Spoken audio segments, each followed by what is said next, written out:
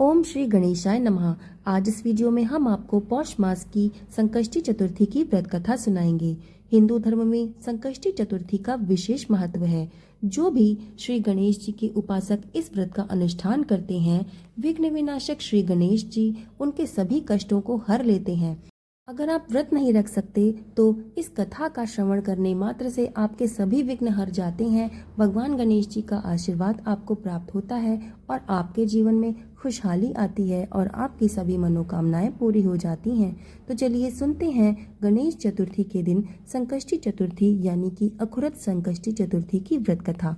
कथा सुनाने से पहले अगर आप हमारे चैनल पर नए हैं तो प्लीज़ हमारा चैनल सब्सक्राइब कर लीजिएगा और अगर कथा पसंद आती है तो इसको लाइक ज़रूर कर दीजिएगा। तो चलिए शुरू करते हैं। एक समय की बात है जब अहंकारी रावण ने स्वर्ग के सभी देवताओं को परास्त करके जीत लिया था और अपने अहंकार में चूर होकर संध्या बेला को जब वो अपनी नित्य संध्या में व्यस्त हो महाबली बाली को पीछे से पकड़ लिया, तब वानर राज बाली ने रावण को अपनी बगल में दबाकर उसको अपनी नगरी किष्किंधापुरी को ले गया था। रावण बाली के बाहुपाश में फंसा हुआ तिलमिला रहा था। अपनी नगरी में पहुंचकर बाली ने उसे एक खिलौना समझकर अपने परम तेजस्वी पुत्र अंगद को उसे सौंप दिया और अंगद भी उसने अपने पिता के द्वारा दिए गए खिलौने को बड़े ही चाव के साथ उसको खिलौना समझकर उसके साथ खेलने लगा। अंगद रावण को खिलौना समझकर उसको एक मजबूत रस्सी से बांधकर उसे पूरे नगर में इधर उधर घुमाने लगा, जिससे रावण को अतिशय कष्ट का सामना करना पड़ा और वो बहुत दुखी और दर्द से पीड़ित होने लगा। दर्द से व्याकुल हो उठे रावण ने एक दिन अपने पितामह ऋषि पुलत्स्य जी का आह्वान किया।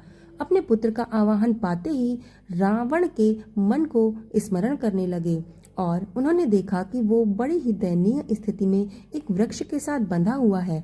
रावण की ऐसी दुर्दशा को देखकर महर्षि पुलत्स्य जी गहन विचार में पड़ गए कि आखिरकार उनके पुत्र रावण की इस दशा का कारण क्या है।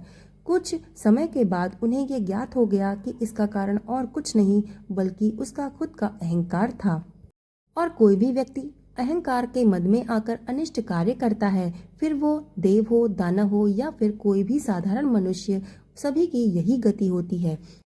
अपने पुत्र की ये दशा देखकर समाचार पाकर वो तुरंत ही रावण के पास पहुंचे और पुलत्स्य जी कहने लगे कि बोलो बेटा, तुमने मुझे क्यों याद किया है। रावण कहने लगा कि पितामह, मैं आपको मेरी दशा देखकर आपको पता ही चल गया होगा कि मैंने आपको क्यों याद किया है। मेरी रक्षा करें पितामह, इस नगरी के नगरवासी मुझे अत्यंत कष्ट दे रहे हैं और मुझे धिक्कार कर रहे हैं। रावण की करुण वाणी सुनकर महर्षि पुलत्स्य बोले कि बेटा, तुम डरो नहीं, तुम इस बंधन से जल्द ही मुक्त हो जाओगे। इसके लिए तुम्हें परम पूज्य श्री गणेश जी का विघ्न विनाशक ये व्रत करना होगा। पूर्व काल में वृत्तासुर के वध से छुटकारा पाने के लिए इंद्र देवता ने भी इसी व्रत का अनुष्ठान किया था। मुझे भी लगता है कि अब यही व्रत तुम्हें विघ्न से छुटकारा दिला सकता है। अपना वचन सुनाकर वो वहां से अंतर्ध्यान हो गए। अपने पिता के इन वचनों को सुनकर रावण श्री गणेश जी की आराधना करने की शुरुआत कर दी और बड़े ही श्रद्धा भाव से पौष माह में आने वाली गणेश चतुर्थी का उन्होंने व्रत किया, जिसके पुण्य फल के प्रभाव से वो बाली के बंधन से मुक्त हो गया और पुनः अपने राज्य को प्राप्त किया। मान्यता के अनुसार जो कोई भी गणेश जी का भक्त इस गणेश चतुर्थी का व्रत रखता है, यानी कि पौष माह के कृष्ण पक्ष को आने वाली अखुरत संकष्टी चतुर्थी का व्रत रखता है, वो अपने जीवन में विकट से विकट परिस्थितियों को भी सहजता पूर्वक पार कर लेता है और भगवान गणेश जी का आशीर्वाद उसको प्राप्त होता है। यहीं पर ये कथा समाप्त होती है। बोलो भगवान गणेश की जय। आपको ये कथा कैसी लगी हमें कमेंट्स में ज़रूर बताइएगा और ये भी बताइएगा कि आप हमारा ये वीडियो कहाँ से देख रहे हैं। चैनल पर नए हैं तो सब्सक्राइब कर लीजिएगा और वीडियो को लाइक ज़रूर करिएगा। धन्यवाद।